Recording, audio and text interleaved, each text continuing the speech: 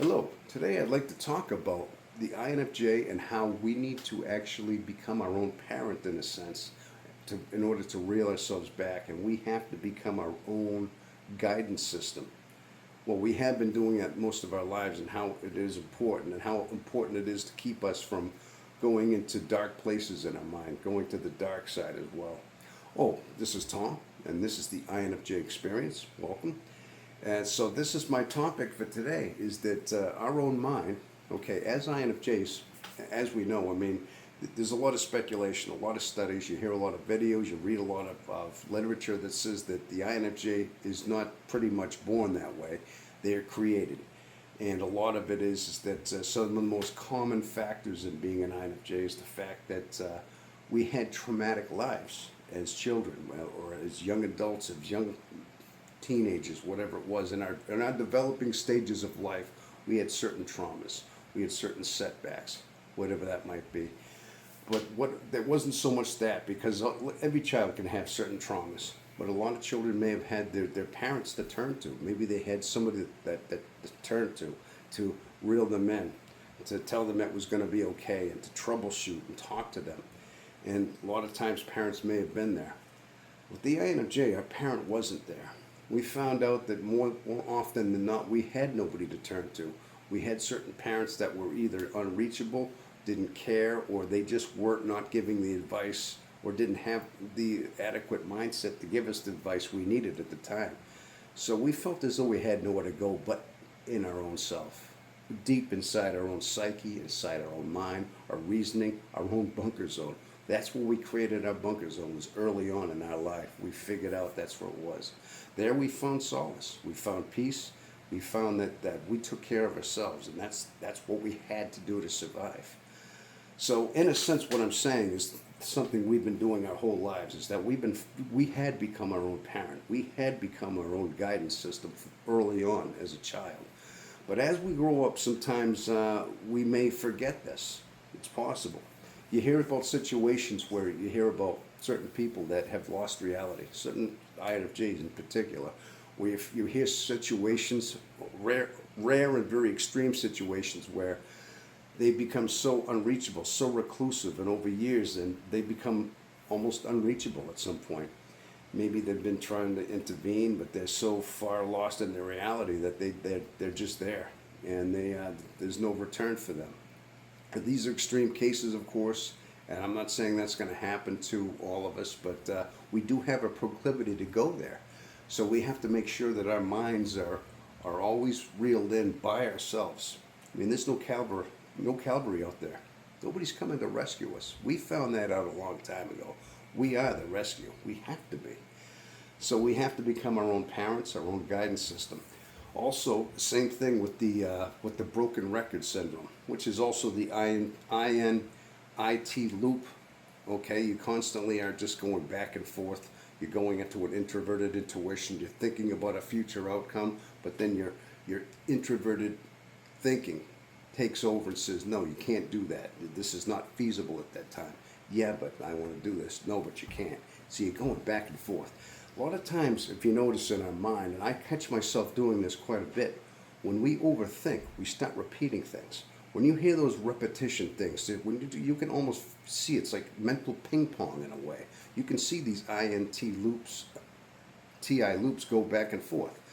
At some point, I mean, there has to be a way of stopping this. For one thing, recognizing it, for what it is, and knowing that it's just going back and forth, you're not resolving anything. At some point, you have to become the parent and say, okay, knock it off. Break it in there and start thinking about something else.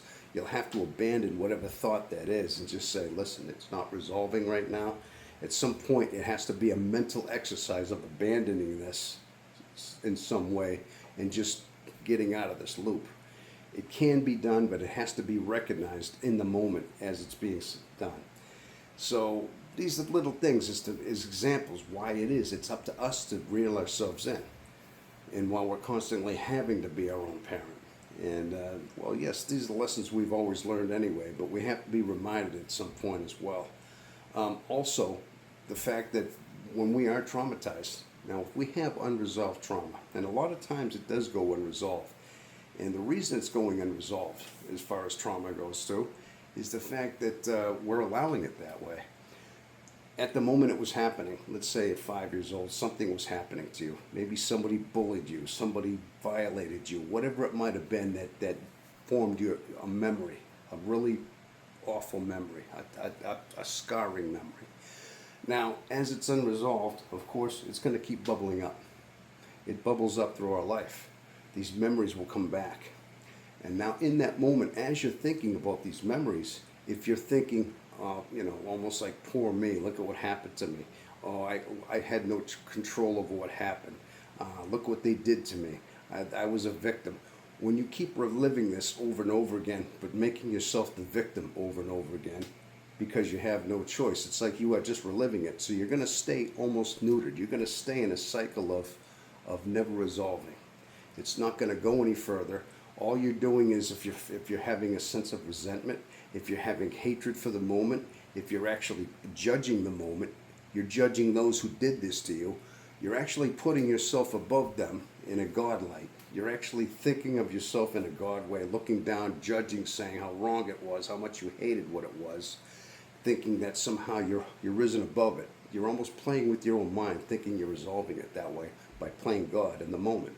But all you're really doing is perpetuating the same trauma that's going to keep going on because of the resentment.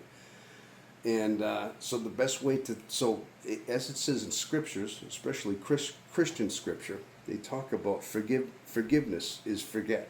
To forgive is to forget. Now, a lot of people have misconceptions about forgiveness in this way.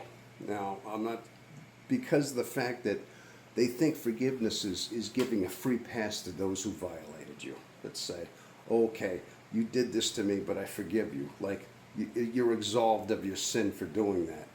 It doesn't necessarily work that way. Now, this is what we need to understand about forgiveness, is that it's not that you're giving a free pass to those who did this.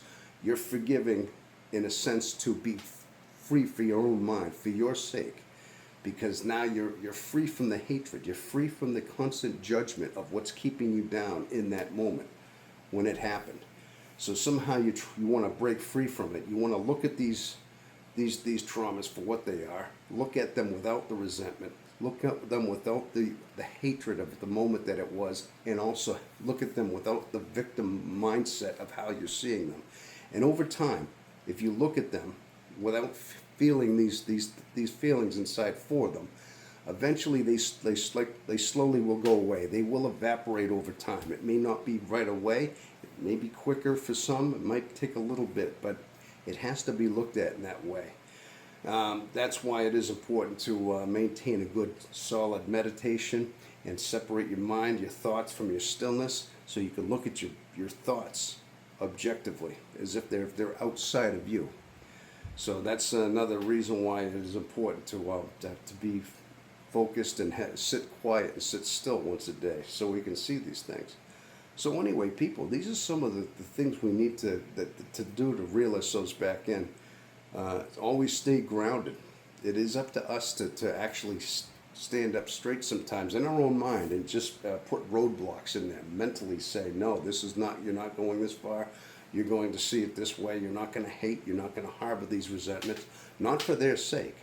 It isn't for them. You don't forgive for their sake.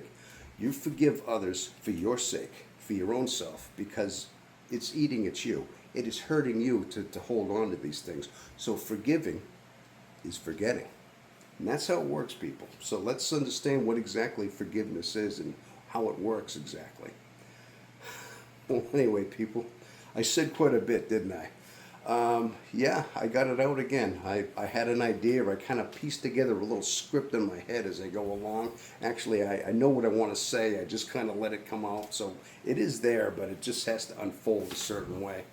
Now, people, I would hope you like this content you got here. If you can give me some thumbs up and, subscribe to my channel. And I'd like to be that voice of reason sometime. I'd like to be that guy that I want this channel to be some kind of a community, a sanctuary. I've said this before in other videos, but I'd like this to be that place. And I'd like you to leave your comments and just be part of this, and we can make this happen. And I'd like to see you again sometime, and just support me. And I'd like to see this channel grow, and eventually I get quite visions for this channel as it unfolds and as it grows. So I'd like to see that happen. Okay.